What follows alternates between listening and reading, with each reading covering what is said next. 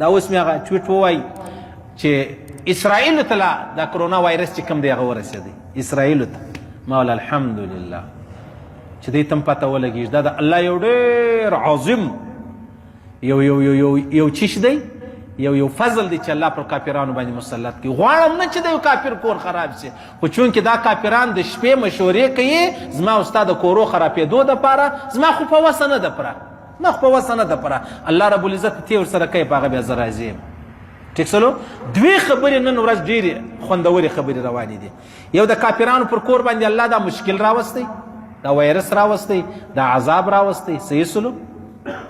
دویم د طالبانو او په خپل اپس کې اشرف غني سره یا دغه رقم د امریکایانو سره خبرې روانې دي.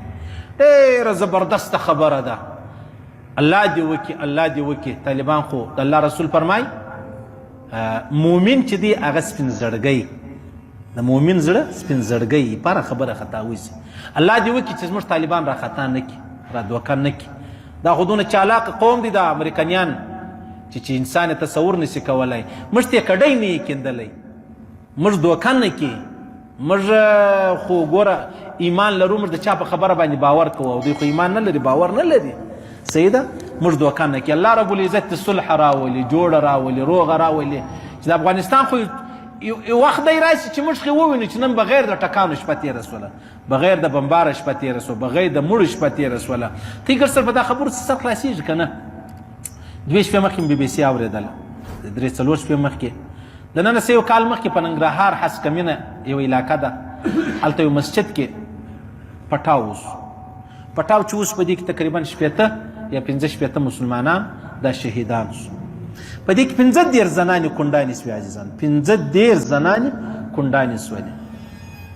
په دې کې داسې کور هم ولو چې خواښ یې هم کونډه سوله، نژور یې هم کونډه سوله.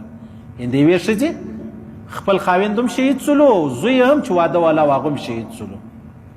دا یې کال پوره سو، ډېرې چیغې و کوکې وې، هغه قبرونه و، هغه بد حال و. سړی لیرې ګوري، لیرې، نږدې مه ګوره، خپلې ګلۍ ته مه ګوره، عالم اسلام ته وګوره، دا د خپلې ژبې چې څوک در شریکان دي و دې ته وګوره چې پر دې څه حال دی. صحیح سلو. نو دا زموږ کورونه داسې را خراب کو، په هر نامه چې را خراب کړي دي، په هر نامه. حتی د طالب نه مې زموږ مابین له راوړئ، زموږ مسجدان بیا را وران کړو، زموږ مسجدان بیا را خراب کړو، نن به د طالب ورکړي. ولې طالب خو هلته علیحده یو سند نه دی، بس لنګوټه وتړه ژړه پرېږده، نن د طالب ورکه، بس په یو بي بي سي کې ذمواري قبوله کړه. دا طالب څوک و، د کومې خوا و، خو زموږ د نموس یې غلطه پیدا چې د هغه واخیستله، موږ یې خوښ کړو په دې خبرو.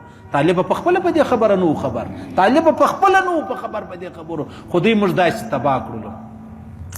نو چې روغه راسي، روغه راسي، یاره زه اوس الحمدلله، زه دا پلورانې بولي که چیش بولي، دا اوس ما خیال یو 3-4 لکه کسان خو دي اوس. زما دا یوه خبره ده چې ته کوم دا 4 لکه کسان ته رسېږي.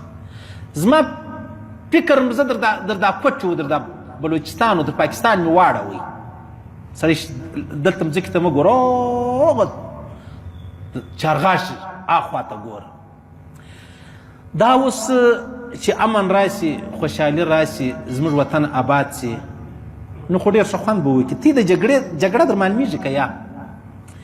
خو ګوره څوک چې ودونه لري، کله کله په کور کې د کوروالا سره لږ خاشه د خولې خوند خراب سي، چې خراب سي بیا دا کور خوند کوي. دا تا چې ښایسته دسترخوانه ورکړی دی، اعلی خوندورې کاني چې تا پخ کړي، دا بیا خوند کوي. تا ته ښایسته اعلی ګاډه ولاړه ده، دا تا ته بیا خوند درکوي. امن دی، اطمینان دی، سکون دی، ګیس دی، بجلی ده، سپرلی دی، ګلان دی، نهرونه دي، سیلابونه دي، نو څونه زورورې نندارې دي. لیکن ستا چې د خپلې کور والا سره معمولي قدر د خولې خوند خراب شوی دی، دا ستا ښایسته کور، دا ستا ښایسته موټر، دا ستا ښایسته ژوند و تا ته چی معلومېږي؟ و تا ته عذاب ښکاره کېږي. او چې بیا د سړي خوند لږ د خولې نور ورسره خراب شي، بیا کور والا ته طلاق هم ورکړي. ته اوس اندازه ولګوه. داسې موږ نه دي لیدلي چې یو سړي خپلې کور والا ته طلاق ورکړی، بیا خپله خودکشي هم پسې کړې ده. دا موږ ډېر لیدلي دي، زموږ دا خبرې زموږ سره ډېر تعلق لري. بیا خودکشي پسې کړې ده.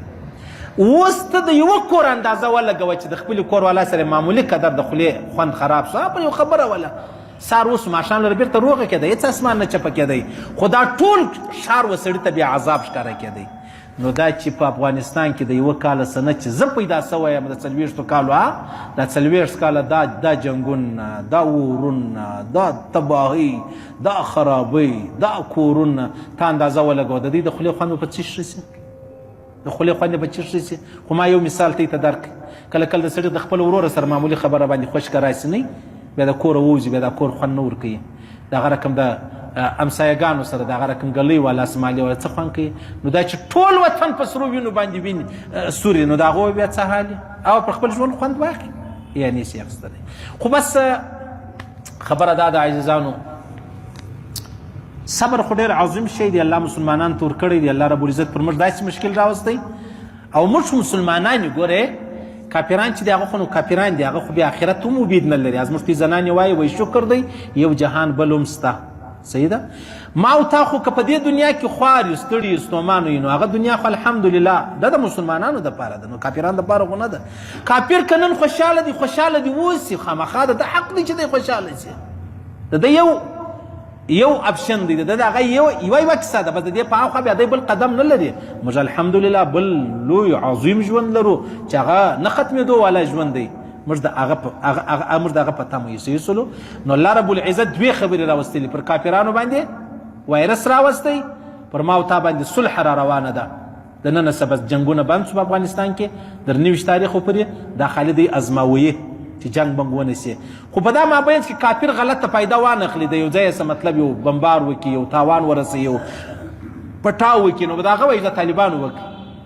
صحیح سلو د هغه به وایي، خو الله دې نه کوي، الله دې نه کوي چې روغه راسي. ډېر خوند کوي. دا اوس هغه یو ټویټ کې مې وکتل، افغانستان کې یو سړی و، هغه نن یو کینیډا سره چا ملګری و، د هغه سره مې خبرې وویل. نو 13 ځوانانو هغه یو سړي ودونه ور وکړو. 13 ځوانانو د ودو ترتیب یې نه برابرېدی، کوزدې موزدې به یې سوي وې، شی یې نه درلودی. یو سړی را ولاړ شو، دا یې مطلب یو ټرسټ یې بولې، بنسټ یې بولې، هر شی چې بولې، دا کار یې وکړ. 13 ځوانانو ته به یک وک واده ور وکړ، ښایسته خوندوره. نو اوس خندا ښه خوند کوي یا که ژړا ښه خوند کوي؟ موږ خو نیمه ژوند په ژړا تېر کړی دی، که ژړا نه ده، کمې سترګې نه ژاړي، زړونه مې ژاړي. دا څونه خوند کوي. او دا خنداوي د دوی په کورو کې هره ورځ دي، دا خنداوي د دوی په کورو کې هره ورځ دي. الله رب العزت دا دواړې خبرې، صلح هم پر مخ بوځي، وایرس هم په کافرانو کې اسرائیلو ته خبره ورسېده، اسرائیلو ته چې یو یهودي مردار سي بالا ته غواړي چې یو یهودي. څونه عجبه خبره ده. الله رب العزت خو ډېر عظیم ذات دی، د الله په دربار کې چې دی هغه جلدبازي نشته. هغه ما ته لږ ټیم راکوه، بیا زه پوهېږم زما کار پوهېږي. نو بس الله رب العزت موږ به د هغه دعا کوو چې الله موږ ډېر وځورېدو، موږ ډېر خوښ سو، موږ ډېر تباه سو، موږ ډېر ستړي سو. زموږ هر دیوال سل واره سروي سوی دی، سل سروي په هر دیواله کې سته. دا د بل چا د خوا سوي دي، زموږ د خوا نه دي سوي. صحیح سلو. زه دا فکر نه لرم چې یاره طالبان ډېر ښه خلک دي، نو لهذا زه مولوي صاحب طالب یم. پر عالمي سطح درته وایم، اشرف غني مسلمان دی که نه دی؟ کلمه ګو دی.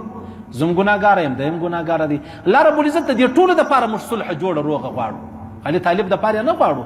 ټیک دی، طالب به موږ ته ډېر رانږدې، 2 قدمه رانږدې دی، هغه بل بیا موږ ته 1 قدم رانږدې دی. خو دا خبره نه ده. خو زموږ ته پر وطن چې یو آفت و پریشاني راغلې ده، دا پریشاني دی الله لرې کړي، دا پریشاني دی الله لرې کړي. او الله رب العزت دا ورځ په موږ وویني چې جوړه روغه ورځ د غمو، د پریشانۍ، د سرو وینو خلاصې، ځوانانې او سپینږیري کشنیانې. دا نه چې کشنۍ مې د لویوالي سره مړه کړي، ځوان مې تر سپینږیرتابه مخکې را مړ کړي، سپینږیری د خپل وخت مخکې دی پر موږ باندې هغه لوبې وکړي. الله دې موږ وساتي، الله دې روغه راولي. کشمیر کې څونه ظلم روان دی، سبحان الله. نو د رښتیا خدای پاک دې زموږ ته پرده وکړي. الله رب العزت وایرس په کافرانو کې وخوري، د مسلمانانو دی الله حفاظت وفرمایي. که مسلمان ځینې مړ سو هغه شهید دی، که مسلمان ځینې مړ سو دا شهید دی، او که کافر مړ سو هغه نو درمانمیږي. صحیح ده. د ده به اراده دا وه چې زما عمر به 100 کاله هغه پر 13 کاله ورټپه شي. صحیح سو. او روغه دې الله راولي، صلح دې الله راولي، امن دې الله راولي، اطمینان دې الله راولي. دا اوس موږ ته په وطن کې ابل زدونه ډېر شهیدان وسو. خبره خلاصه، خبره خلاصه. او څه کوې یار، دا هم دغه مندو پر جوړېدلی وو، دا هم دغه مندو رالوی کړي وو، دا هم مور پلار نوکام پر ختلي وو، ځوان پر ځوانه ځواني ته رالی د کومې خوا رالی صحیح سولو. خو بس سهار وختي چې راپورته کېږي دعا خامخا وایاست چې د کوره راوځئ بسم الله توکلت علی الله لا حول ولا قوة الا بالله، دا خامخا وایاست. یا الله زموږ پرده وکړي، الله دې د داسې مرګو وساتي او چې څوک پکې تللي دا الله دې د هغو شهادتونه قبول کړي، الله دې د هغو چې کوم قریبان دي الله دې هغو ته صبر جمیل ونصیب. بس الله دې ویل اورېدل قبول منظور وګرځوي، الله دې د هر مشکل د هر مصیبت د هر آفته وساتي، الله دې زموږ ویل اورېدل قبول منظور وګرځوي، الله دې د مرګ پر حال دا توري ټول عالم اسلام ته ورنصیب کړي، ټول عالم اسلام چې مري دا ووایي لا اله الا الله محمد رسول